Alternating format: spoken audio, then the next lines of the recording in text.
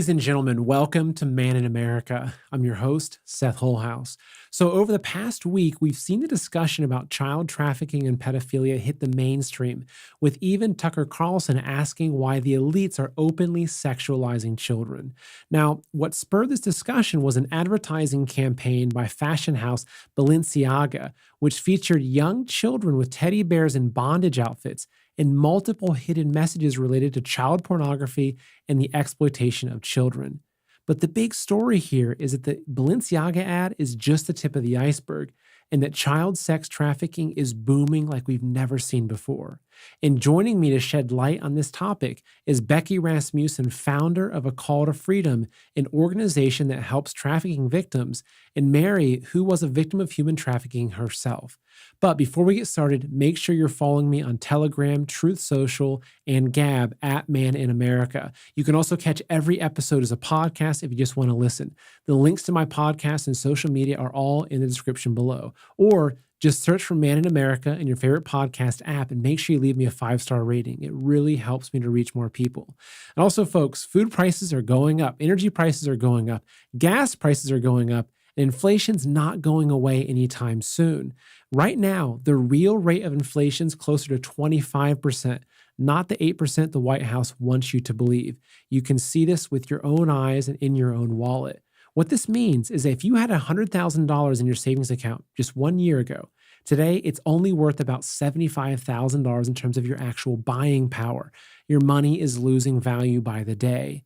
But if you went back to 1920 and you had a $20 bill or a 1-ounce gold coin, you could walk into a men's clothing store and buy an entire suit, jacket, shoes, pants, belt, everything. But think about it. What would a $20 bill buy you today? Some socks? But an ounce of gold will still buy you that same suit. And this is why I believe that now, more than ever, it's a good time to consider transferring at least some of your wealth into physical gold and silver, real world assets that stood the test of time. And for this, I'm confident in recommending Dr. Kirk Elliott. So Kirk has 2 PhDs and is an incredible Christian patriot who's dedicated to helping you break free from the trap of inflation.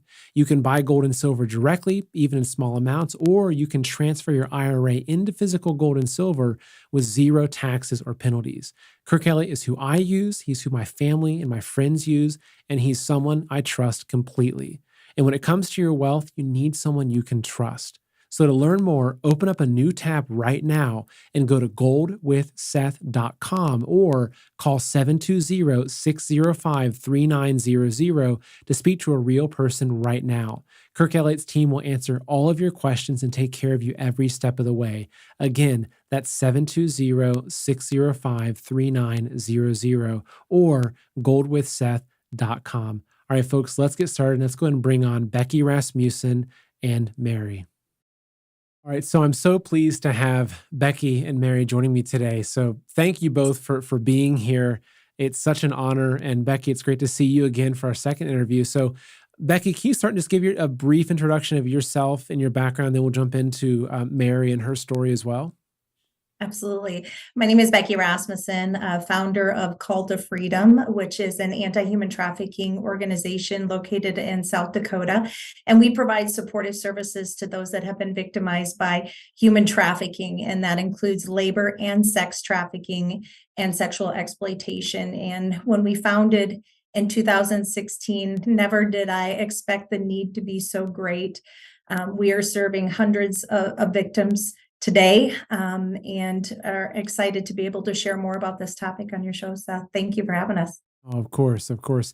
And you have also, you're the person that tied me to Mary. And so Mary, it's just amazing to have you here. So can you give us just a quick background of your story? And of course, we're going to be digging into a lot more throughout the show, but what's just the quick introduction for yourself? Yeah, hi, my name's Mary, and currently I work part-time. I also have a full-time job, but I work part-time through Call to Freedom I am a survivor of human trafficking, but I'm also a thriver of human trafficking. And my story was probably a little different than most people, but we can get into that at a later time here. Currently, what I do through Call to Freedom is I look at their program to make sure that it's also suitable for people who are coming out of the human trafficking. They call it the life or the game. It's anything but a life, and it's not a game. But what services are available for them and how Call to Freedom can empower and provide all services that are needed for every single victim that walks through the door of Call to Freedom.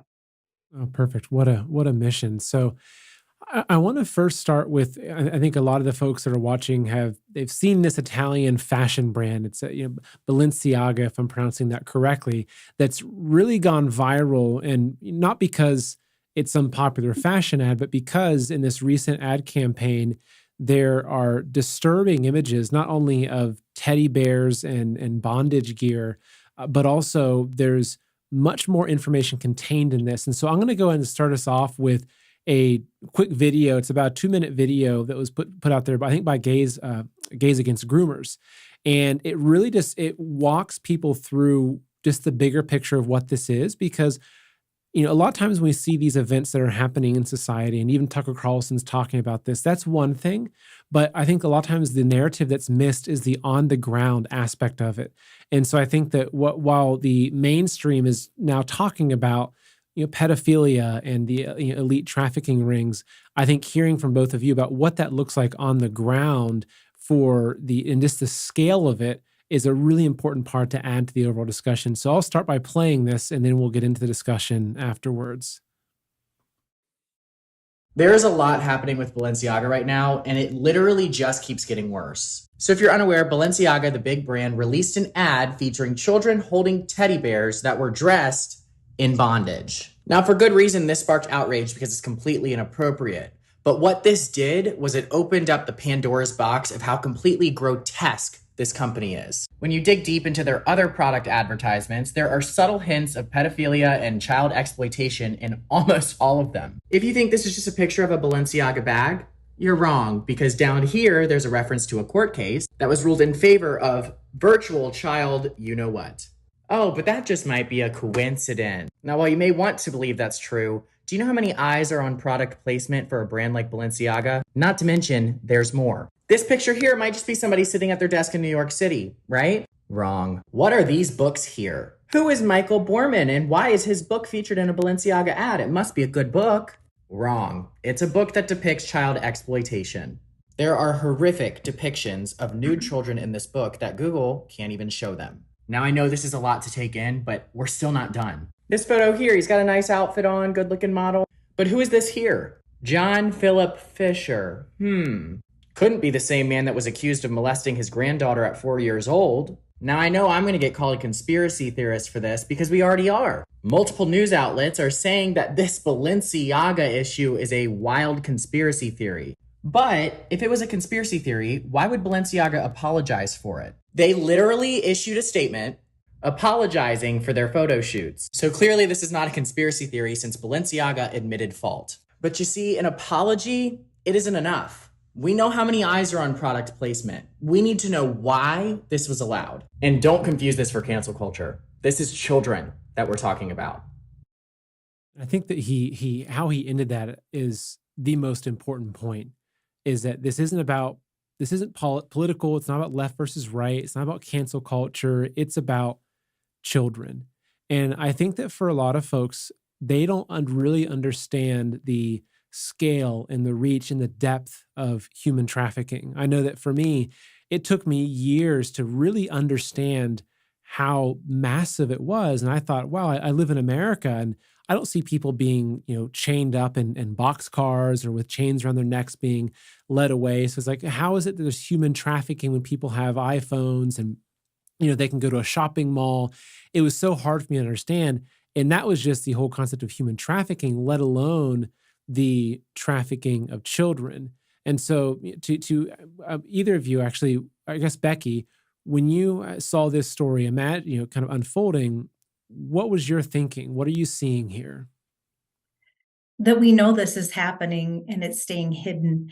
And that's how people want it. Even though, we've talked about, with some of our survivors sharing their movie, And we've been told that it's not going to get published in the United States, just because of some of these theories and some of these groups that are behind the scenes. And I think that's something that this needs to be brought to light, that this is a $150 billion industry. And if there is a demand and somebody who is requesting an 8-year-old, a 4-year-old, a 5-year-old to purchase, there is a lot of money to be made when you fulfill that demand, which is somebody buying that product. And so the more that we get where they desensitize us to exploiting kids in this fashion, the more we're going to think that this is acceptable within our societies. And it's not. This is somebody's child. This is somebody's grandchild. This is somebody's niece that we're talking about that is being exploited for this. And we, even if it, there's more to the story that we don't know about, it's enough to start talking about an issue that has been happening for years, that only went into statute early 2000. And it's time for us to break the silence over this. So I'm glad that there's conversation happening. I'm glad that we're talking about the issue behind this, and desensitizing people to exploiting kids is not okay. It is not okay. And we need to do more to protect the children of our United States and our nations. Absolutely. And you mentioned demand, right? Because that's really, even the criminal networks, it's all supply and demand. If there's an uptick in demand for, say, cocaine, they're going to figure out how to get more cocaine out of South America into America. And so are you seeing that there is an uptick in demand for sex slaves, but especially for children? Yeah, I mean, what we saw in COVID, just take COVID, when you have people that are in their homes, and we saw pornographic sites increasing and giving you 30 days free to view porn. Guess what's going to happen? You're going to increase the demand. And so when we're seeing these trends of us having access to some of these things that create more of the demand, like pornography, we're seeing an uptick. I mean, this isn't something new. It's something that I think we are not talking about. And so when it stays hidden, it's easy to facilitate. And when it's easy to facilitate, guess what? There's a lot of money to be made. And so we haven't even scratched the surface of how much of human trafficking is happening. It's fairly new. As I said, in 2000, it was put into federal statute. We're just learning about what it looks like. And the thing about this is business. And so traffickers will look at the business and look at vulnerabilities. And as soon as we start talking about young girls being victimized, and there's very few services for young boys, guess what? Those traffickers are going, all right, we're going to go to the boy demand side, and we're going to start recruiting boys because they're not talking about boys. And so we need to talk about this as an issue that it's not young girls, it's also young boys. And wherever we are not talking about it and being silent, it gives that ability to facilitate it in a greater way.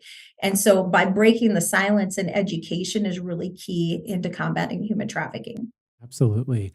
Mary, what are your thoughts on seeing this story unfolding? Well, first, I was pretty disgusted. As a survivor, when you look at that, I also mentor women. I have men who are my friends that are also survivors. And a lot of them were trafficked as a child, either by their mom, their dad, their uncle, some relative. And to watch that image, it really just puts something in my brain that says, it isn't right. It isn't wrong. It doesn't matter that society was like, okay, let's just go ahead and do this. It doesn't mean that we have to accept it.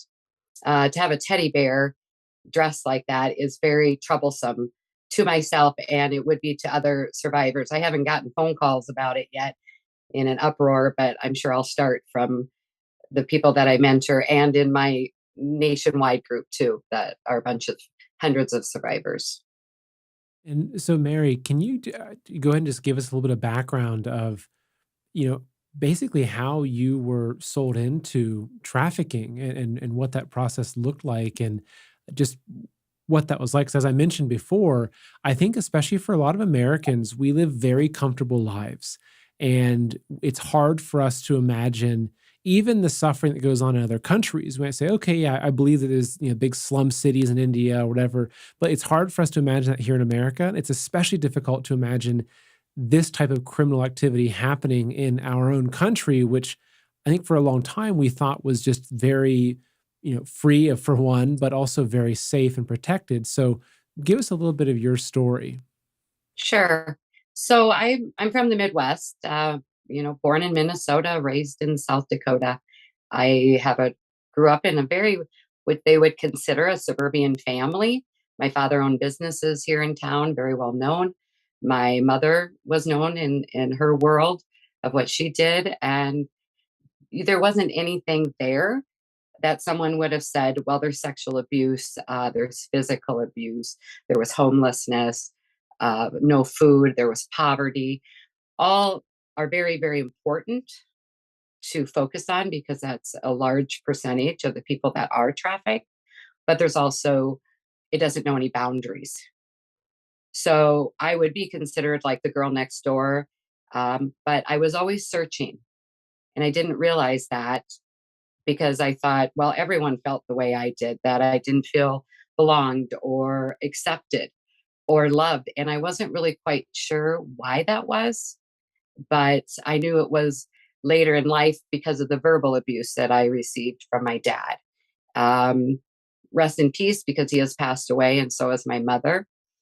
But he probably didn't even realize the things that he was doing to me, that I would never amount to anything. I wasn't good enough. Nobody would love me. I wouldn't make it. And I'm really not sure why that was occurring, but it was acceptable behavior. So that's the treatment. So you learn to live with that. I went out to New York to be a nanny, which was kind of a thing at the time during the 80s. And I went with a friend and we moved out there. And I thought, oh, this is going to be a great experience. I'm going to meet great people. Everyone is so nice and everybody just loves and cares about each other. And that's so not the case. I went into a very, very dark world. I met some horrible, horrible people. I ended up having a boyfriend at the time, and I did end up being pregnant. Coming from a very, very Christian family in a Christian high school and a Christian college, sex before marriage was not accepted. So I did. I had a boyfriend and I let him know that I was pregnant. And he told me, well, if you're going to stay with me, you're going to have an abortion. I called my family and told them what had happened.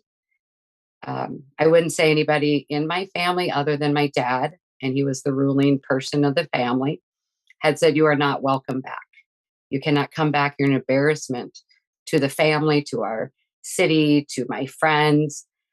So I was really, even though I felt alone to begin with growing up and I didn't belong, I really felt alone at that time. And so I had met a bunch of quote friends during that time when I was in Connecticut. And I told them about my situation and that I was pregnant. My family didn't care about me or want me. And they said, you come with us. We're going to take care of you. We're the only ones that care about you. And to me at the time, it made complete sense. I had nowhere to go. I belonged. Would now become my new family. And that was kind of the dominoes starting to fall. Here was this girl from the Midwest. I would say I was very naive. It wasn't that I was by any means not smart enough, as they say, like I didn't understand, but I understood I couldn't go home. I understood I had nowhere to go. So I turned to people that I thought cared about me. These people first told me they were from Cuba. I would have no clue what Spanish dialect that they were speaking. Come to find out later, they stated that they were from Colombia and the city of Medellin, Colombia. And yes, I did figure like, whoa, that's not a good place. And I expressed my concerns, and they said, well, that's what all of you Americans think, is that everybody from this city is bad. We're not all bad. And it made sense to me because they were kind to me and nice to me. I don't recall all the time when the physical abuse started, but they were gaining control over me, just luring me away from my family, my friends, everything I knew. And it became my normal life. Like people say, what is normal? I don't think there's anything.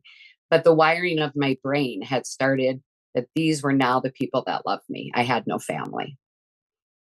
From that, you start out being abused and then that cycle of abuse and that reward and punishment. And that became normal in any type of a domestic violence situation that you do go back. There's a lot of people, most people don't leave. I don't know many that leave a domestic violence, but in human trafficking, there is always domestic violence. It might not be blood, but you always have some partner or someone in that ring that is abusing you. And so there was physical, sexual, and also verbal. But it became normal because I was to the point where I literally believed I deserved that and that I would have a reward afterwards. And I wasn't going to leave because these are the people who, quote, allowed me to come into their life. And that whole world, I had forgotten all about how I was brought up and raised. And it wasn't like I was this horrible individual. I literally thought that they cared. These people, I guess, they were part of the Medellin cartel. I didn't understand that out of South America. My trafficking would be considered sex and labor trafficking because of the criminality behind trafficking, behind the human trafficking. We had moved to South America. I had gotten married with him. We moved to South America, and I had flown back and forth a couple of times to the United States. But I think that people I spoke with as I was going into a quote healing chapters of my life, that I was trafficked out of Florida, New York, Chicago, um, and some towns I can't even remember.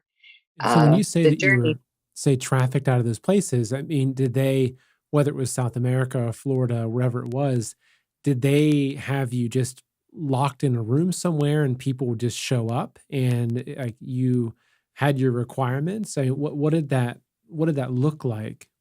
Yeah, I think it looks different. It's not like the movie Pretty Woman. I think people need to really get that to understand that is not the reality. Or the movie Taken. I would say, could that happen? That is, it could happen. I've never seen it, but could definitely happen especially in other countries. I would say it's could be happening here in the United States also, but it's more of the relationship that you are developing with your trafficker, with your group. And when you say it became normal to go and have sex with another person because you didn't understand the world you were in, even though that was your world. It is very hard for someone who has not been human trafficked, sex and labor trafficked, to truly, truly understand what that world is like. You think that is love for you. You're doing it for that group, your family. These are the people who helped you. They feed you, they clothe you, they provide housing for you, everything that you need to survive in life because that's all that you're doing. And you can definitely disassociate. So I owe them because they allowed me to come into their world and take care of me during tough times in my life. They would withhold food from me. They took all of my documents when I was out of the country. I didn't understand that world. And I stayed because it became so normal. So it wasn't like I was walking on a street and I would go into a hotel. It was parties. It was parties where women are sold. We're in elaborate outfits. They pick the outfits for us. We get our nails done and our hair done and everything that needs to happen at those parties. And it could have been, you're going with this person because I owe them, and then you owe me. But there was never an exchange of money between myself or anyone that I was forcibly had to go sleep with. Now, not forcibly by a chain around my neck or anything, but because of the bond that I had, it's called the trauma bond that you have with your traffickers. And I think it just becomes so normal. It's not till you're out of that life that you can sit back and look at what all has happened to you because you disassociate, because you may have an addiction. You numb the pain, but then also you're rewarded. So you know what your punishments are. And in the end, you have nowhere else to go. So it's So very instead of, difficult to get say, out. locking somebody in a room or having them chained up, it's really that they're masters at putting a cage around your mind. Like they're masters at using psychological manipulation and techniques.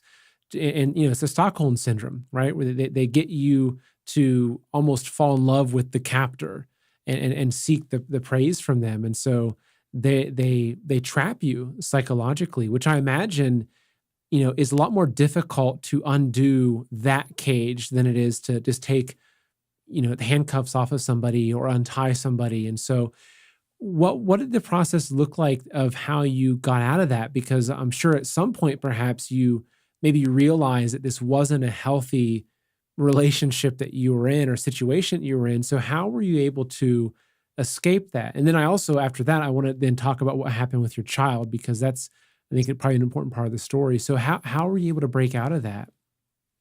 It's a really probably a really long process, and to sit and talk about it, I always say it's probably a whole show in itself. But that's the actual criminality behind human trafficking. So the things that you are forced to do that you believe you need to do, but you don't even understand what you're doing. I was picked out of a crowd. It took me years to understand that. This man never loved me. And I don't even call him a man, I just call him an evil human being. Um, he picked me out, and this group picked me out because they knew that I was naive. And how I got home, I remember there were people down in South America. They were the FARC. The FARC is a leftist guerrilla movement. They have laid down their arms to now be a political group. But some people that I knew at the time were a part of this group. I didn't even understand what the group was. I mean, I'm from South Dakota. I don't understand much of issues at hand that are outside of probably my own state. But there was some point after I did have a son, and I wanted to go. I wanted to leave. Something in me changed when I became a mother. I was told that I could leave, but my son never could.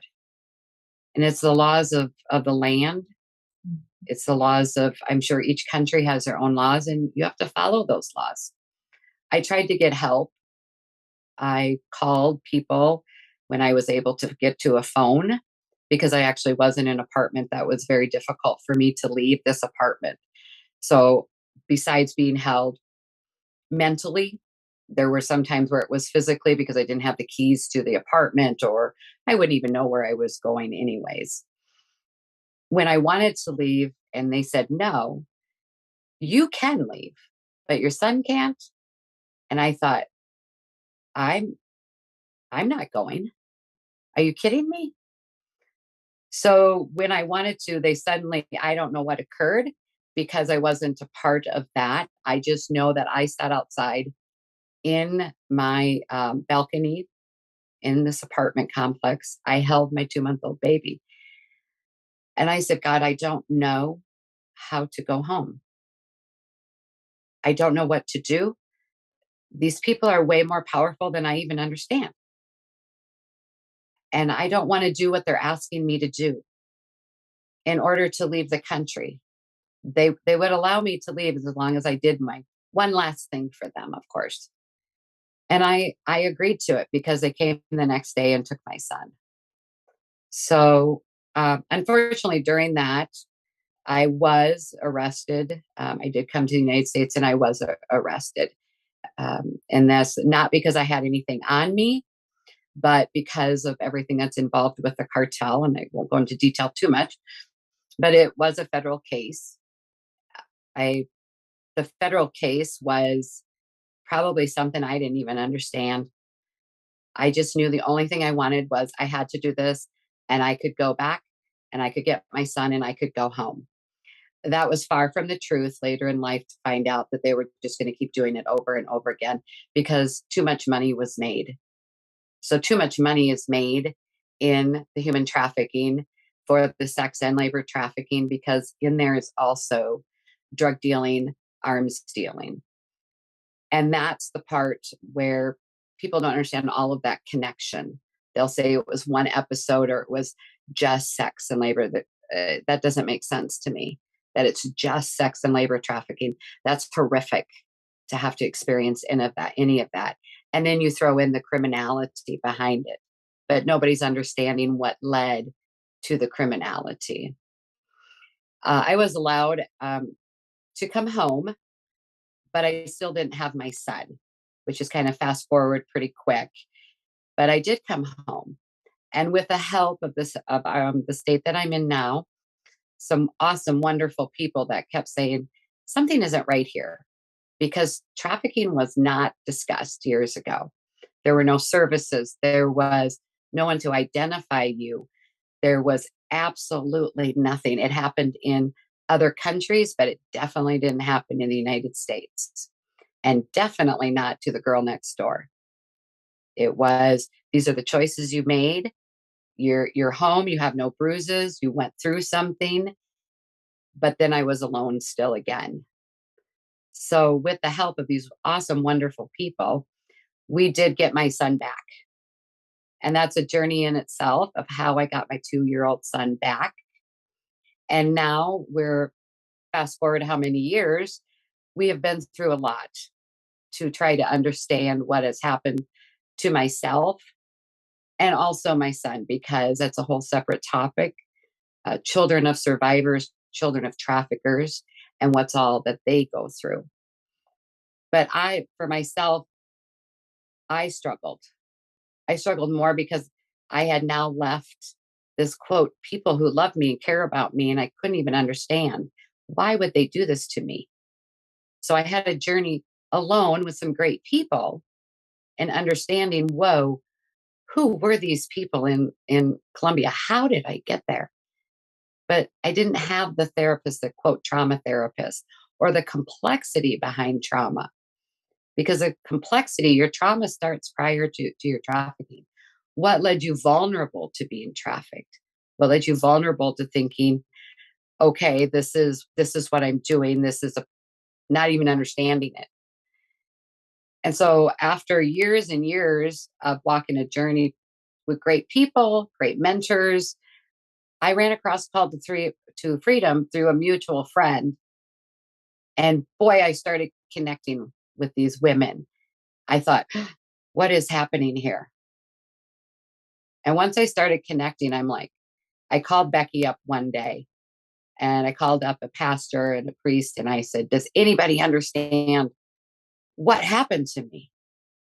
Mm-hmm. And they said, yes, we do. But services are available now. They weren't before. So I'm so humbled and so grateful that I was able to work with Call to Freedom, work with other survivors, and know that you don't have to wait that many years, that the community accepts us. We have to bring that awareness, that education, and get that education into the schools and into the grade schools and the junior highs and the high schools, that we matter, that we are human, and that we're somebody's daughter and niece and granddaughter, and that we're okay and we're smart and we're beautiful.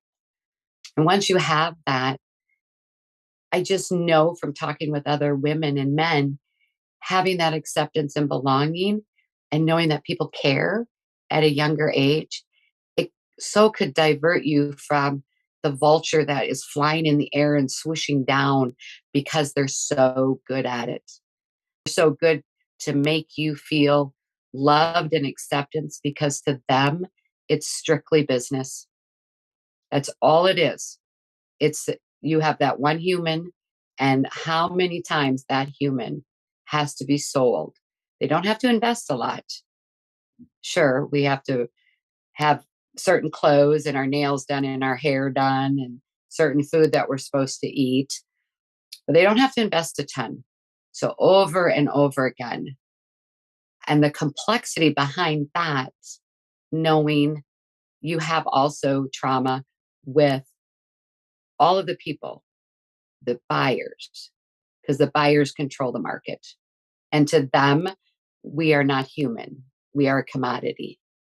And that's that moral compass in your brain to say, is this an individual or am I buying sex? Or am I, because a drug deal went good? Or because I owe this drug dealer money and I couldn't pay him. So there's many ways that it's facilitated. So even if you say not everyone in my story, I understand is not quote normal out there, but it isn't about me. It's about that this can happen to anyone. And you have vulnerable populations and people who want to be loved and accepted and just have a friend. And when you find those people, you're like, now I'm a part of that world, and you accept that world. Yeah. It makes me, think hearing your story that if you trace back and okay, what's the number one way to prevent this? I would say having a strong family and having strong parents and strong, relationship with the children from a young age, continuing through grade school and on. But if you look at what's happening in society, now I know there's a giant pushback to this, but in America, especially what we're seeing is really, I think, a very communist idea of the children should be raised by the state, right? And it's pulling the children away from those parents at a young age. And in addition to that, what we see is also a lot of the grooming behavior coming in, going back to the ad campaign, right? It's not, it's like Becky, as you mentioned before, this takes time to put this together. It wasn't like this just accidentally happened. And I've worked in creative advertising and marketing before, and I can tell you a campaign like that is 6 months to a year in the making, and you've got sign-offs at every single level. And so there's no way that this was just accidental, which also makes me, when I look at what's happening with our education system and everything, it's almost like what they're trying to do is trying to pull our whole society in that direction. And though, as I mentioned, I do think that there's a very strong resistance to it. A lot of people are standing up, and we've got a revival of God in our country, and there's a lot of amazing things that are happening. But if you look at all of the trends, like Becky, when you say that, yeah, the demand is increasing, and that there's now demand for even stronger demand for young children, young boys especially, and you look at that in conjunction with, even I saw with the Balenciaga ad, there was major media, I think Washington Post or New York Times, there's some major media actually coming out and almost trying to normalize this and to say, well, it's not that bad. And that's what perpetuates this. And so, question for you, Becky, as you've seen the rise of demand, especially for children, for young boys, I mean, do you think that there's a direct correlation to the culture that we're seeing emerge? And again, if you look at what are the drivers of culture, it's Hollywood, it's the fashion industry, it's Netflix. And when we have movies like Cuties, that going up on Netflix that are really pushing the sexualization of children, I mean, to me, it's hard to look at the demand and not consider what's happening in our culture. So what's your perspective of that? I think we're looking at a lot of brokenness, right? And I think it's every individual in the cycle of human trafficking has some kind of brokenness, and I think our culture has led into each of those brokenness. I think we have accepted what is evil, and what is evil is now, good. And it's just this reverse of cultural acceptance within our communities. And I think we need to go back to the core values of, family. I mean, we have a lot of broken families within our community. Divorce is on the rise, and that lends into that vulnerability. How many fathers are not involved with their children? And the one thing about trafficking, and I want to get across, is that they look for vulnerabilities not only in individuals, in relationships, but they look for vulnerabilities within legislation. They look for vulnerabilities within community. They look in, perceptions of, this being normalized and lend into that. So, for example, on the demand side that Mary talked about, most of those people that are buying don't realize that they're purchasing a human trafficking victim. They think that that is a willing participant. And I'm sorry, when you have an 8-year-old that you are buying, they do not have the ability to comprehend if they are willing. They're not. They are not emotionally, nor and illegally. That is not even a factor. So I think what we've done is, you're exactly right, is that our culture wants to create something that's norm so they can make a lot of money off of it. And it's not right. These are our children. And if we don't start raising our voices and saying that this is not right, that an 8-year-old deserves to dream of being a doctor, a lawyer, or something that is of good honor and credit to them as they grow up, nobody wakes up and says at 3 or 4 years old, I dream of being a prostitute or being sold. They don't. This is a broken philosophy within our, and the pornography that's happening within our communities of selling of kids and thinking it's okay to look at image of kids. I'm sorry, if that was your son or daughter, would you say that that was okay?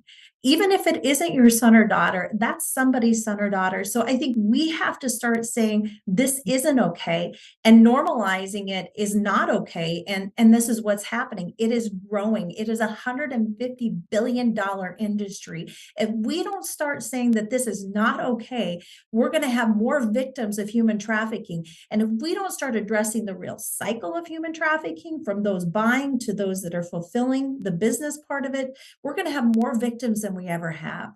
And so thank you for bringing light to this, because we need to have a voice and we need to protect our children.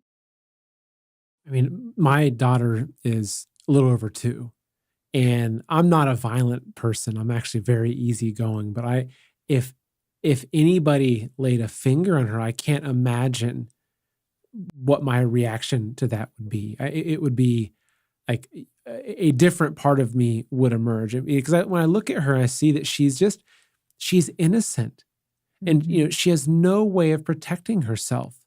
Like that's what it is that children, they have no way of even protecting themselves, especially up against an adult. And so they're so vulnerable. And I really believe that it is our job as just as decent human beings to protect innocence.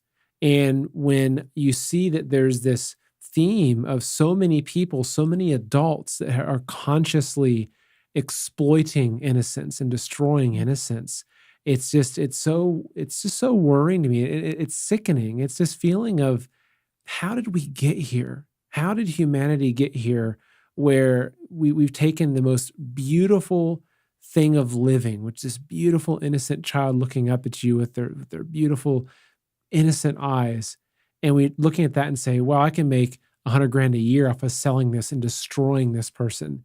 It's so saddening to me.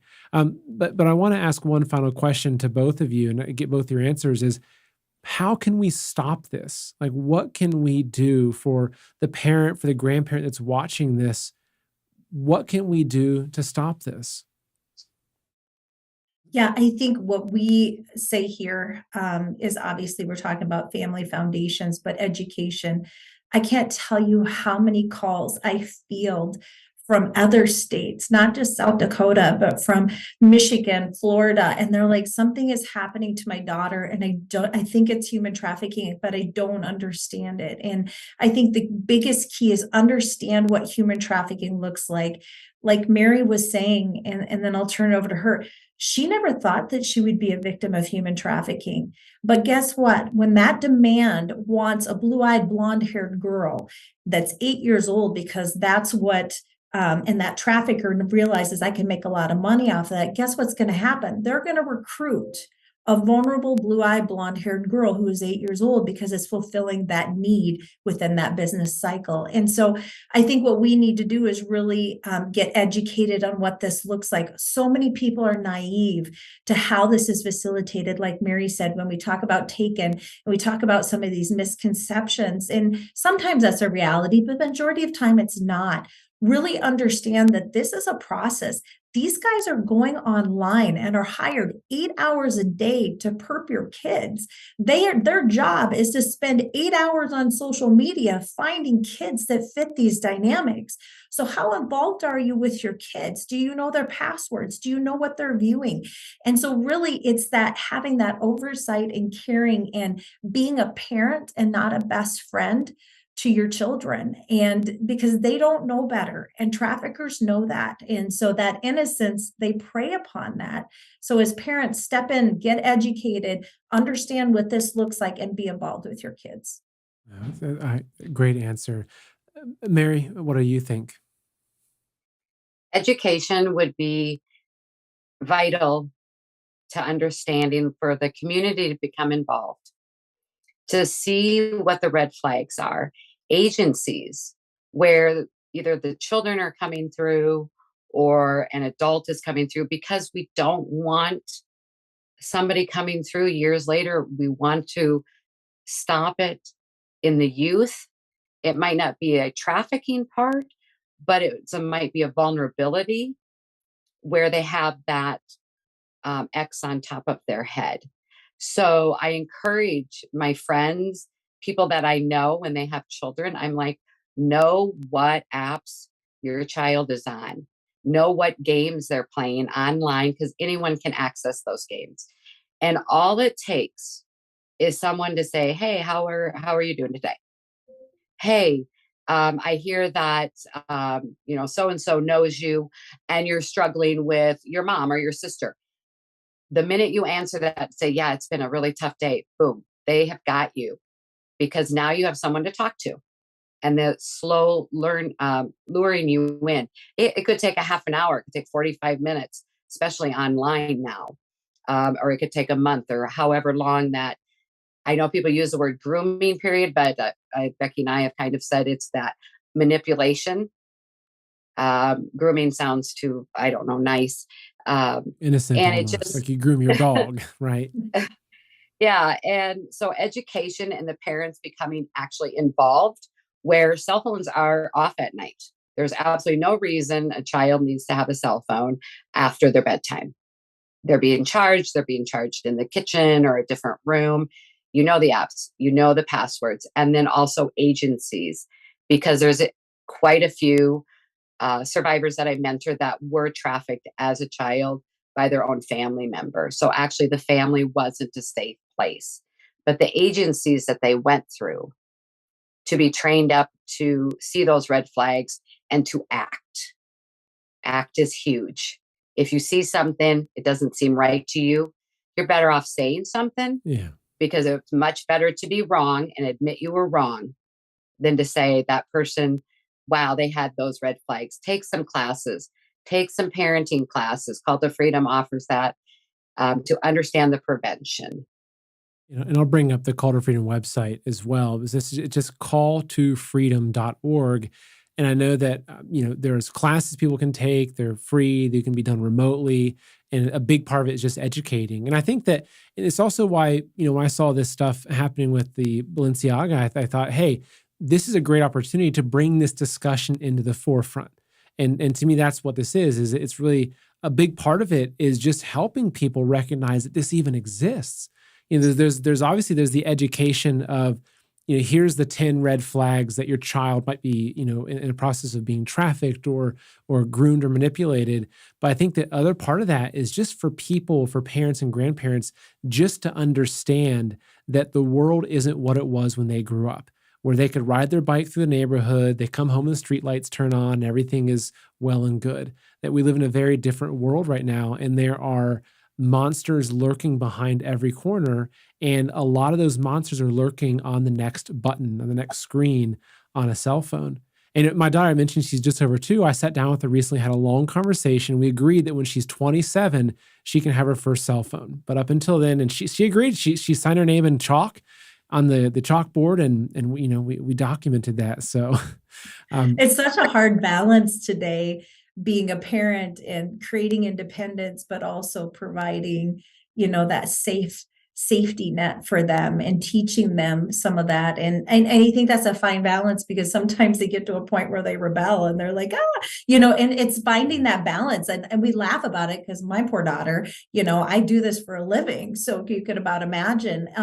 But in that, I think it's finding that balance of healthy versus unhealthy, and creating a healthy independence with your children, teaching them what that looks like, and parents being involved in discussions. Always the one thing that I think that we really strive for as an agency for survivors, to create a safe place. And your home should be a safe place. Those conversation pieces should be a safe place. And what is that safe place for your children to be able to communicate what's happening with them? Because we know we're all teenagers, very emotional. Emotions are overwhelming. And how do you create those structures within their life? And if somebody knows it by heart, please let us know, because I think it's a process for all of us throughout life. And unfortunately, they grow up and leave us at some point in time. Absolutely. Well, Becky and Mary, I want to thank both of you for joining me today. It's really an important message. I want to encourage folks to check out calltofreedom.org and follow what you're doing. You can support, you can donate, you can learn. And just again, thank you both for what you're doing. It's really important work. And Mary, thank you for having the courage to come out and even talk about, not only escape what you went through, but to come out and talk about it and help other people. It's incredible. Thank you so much. Thank you so much. I'm very grateful. Absolutely. Thank Well, you, both of you have a Seth. wonderful day. It's nice speaking to both of you. Thank you. Thank you. Bye-bye.